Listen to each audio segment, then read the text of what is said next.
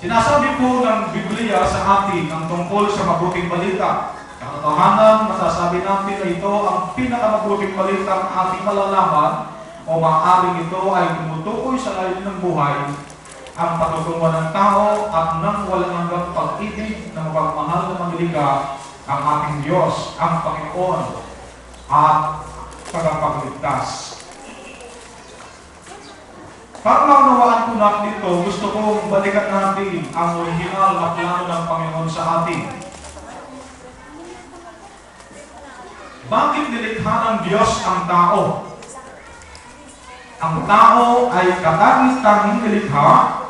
Tayo ay nilikhang kawangis at kalarawan ng Diyos. Ayon po sa Genesis chapter 1 verse 26. Pinahayag nito ang layunin ng Diyos. Nais ng Diyos na makipag-ugnayan sa tao.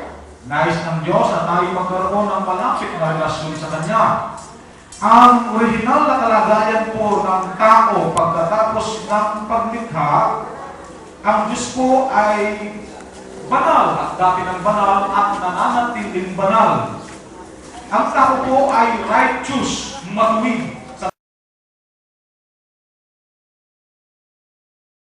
Nalayo sa Diyos. At ang kabayaran ng kasalanan ay kamatayan at walang hanggang pagkahiwalay. Ang tao ay patungo sa impyerno. Hindi makakalapit ang tao sa Diyos sa pagitan ng mabuting gawa, relihiyon at iba pang kaparaanan. Ngayon tingnan natin, pagkatapos na bumagsak ang tao, ano na ang kanyang kalagayan? Huwag niyo kakalimutan kanina yung original. Ngayon, bumagsak na ang tao, ano ang kanyang kalagayan?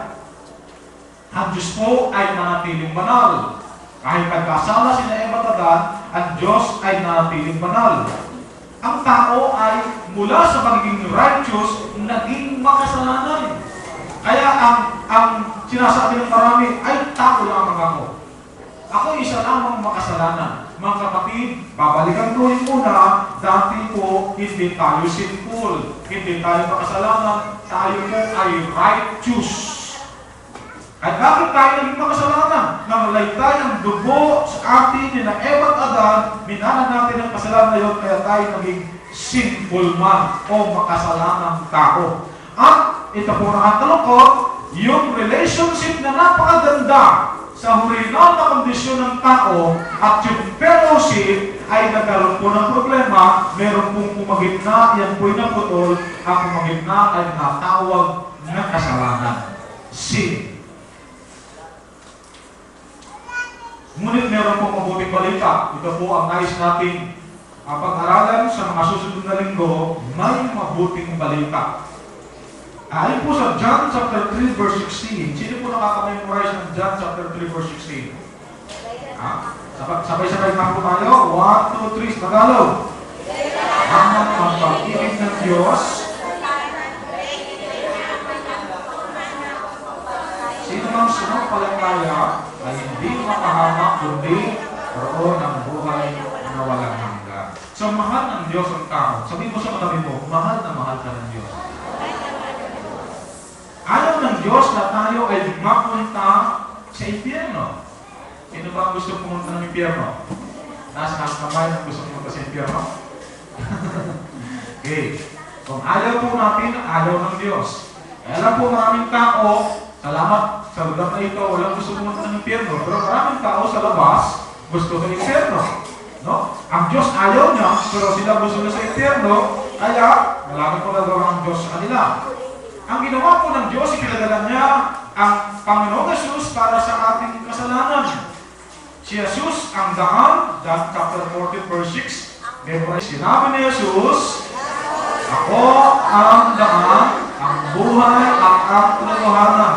Walang makakaroon sa Ama, kundi sa pamamagitan ko. Yan po ang ating memory verse ngayon sa unang series po ng ating pag-aaral.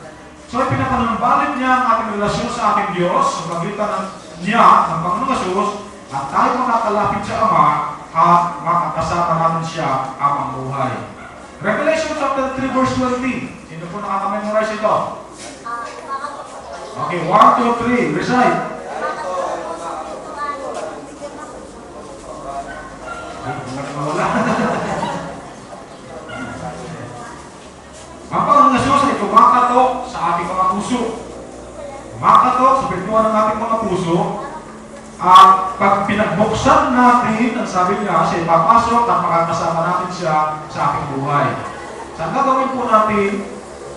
Pagsisihan ang mga kasalanan, isuko ang buhay kay Jesus, tanggapin siya bilang Diyos, Panginoon at tagapagligtas ng ating buhay. Ito na po ang ilustrasyon. Pagkatapos ng kamatayan ni Kristo sa krus ng Kalbaryo, ano na ang kondisyon ng tao? Ito po ang Diyos na nanatiling banal. Tandaan ninyo, may tao o wala, ang Diyos na nanatiling banal. God without man is still God. Ang Diyos kahit walang tao, nananatiling Diyos. Ang tao without God o man without God is nothing. Ang tao kapag walang Diyos, wala itong kabuluhan. Kumusta na ang kalagayan ng tao pagkatapos na matay ni Kristo sa krus ng Kalbaryo? Ayan na po ang tao na nanatiling makasalanan.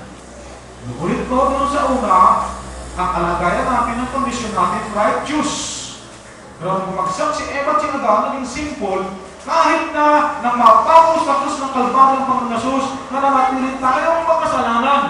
Pero puri ng Diyos, ang sabi kanina, dahil na lang ang pag-ibig ng Panginoon, ng Diyos, pinadala niya kanyang buktong na anak, yung pong relasyon na sinira ng kasalanan, at yung fellowship na sinira ng pagkakasala ng ating mga ninuno ay nagkaroon po ng remedyo, at ang remedyo ay ang pagpapatawad na ginawa ng Diyos kay makita ni Kristo Jesus nang siya po'y dumating na siya po'y papako sa krus ng Kalbaryo na patawad ang ating mga kasalanan. Amen?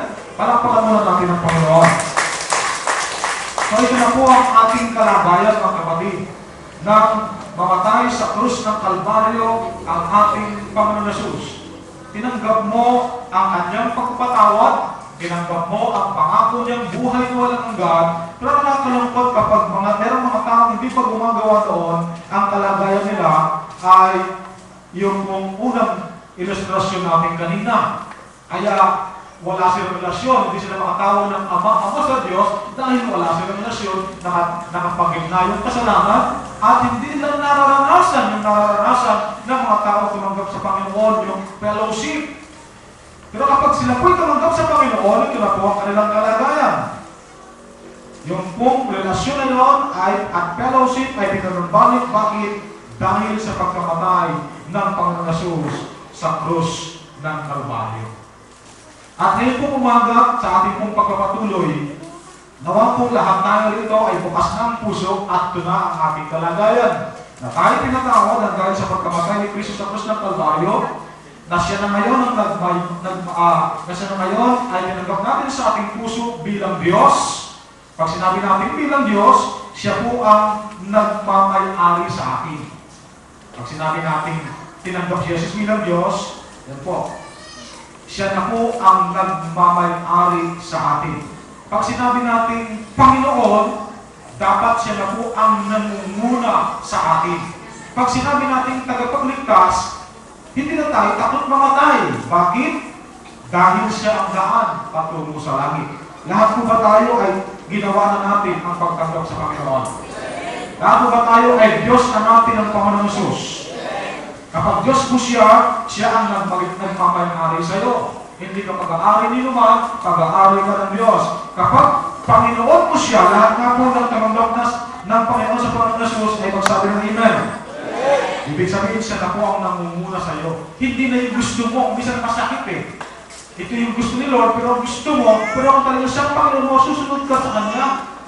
Masakit man yung pakiramdam mo, marungkot ka, pero Panginoon mo siya, dapat susunod ka sa gusto niya kasi tinatawag mo siyang Panginoon. Kaya sabi ng isang kanta, huwag ninyo akong tawaging Panginoon kung hindi rin naman kayo susunod sa kagustuhan. At ngayon, kung tinanggap na siyang tagapagligtas, wala ka na pinatatakutan. Kami ng kamatayan, bakit? Ano ang mangyari sa iyo? Siya ang daan ng patungo sa Diyos Ama. So ngayon pong umaga ay mag-groupings tayo into 3. Sa natitirang oras po natin, sige po, mag-group po kayo ng tig-tatlo.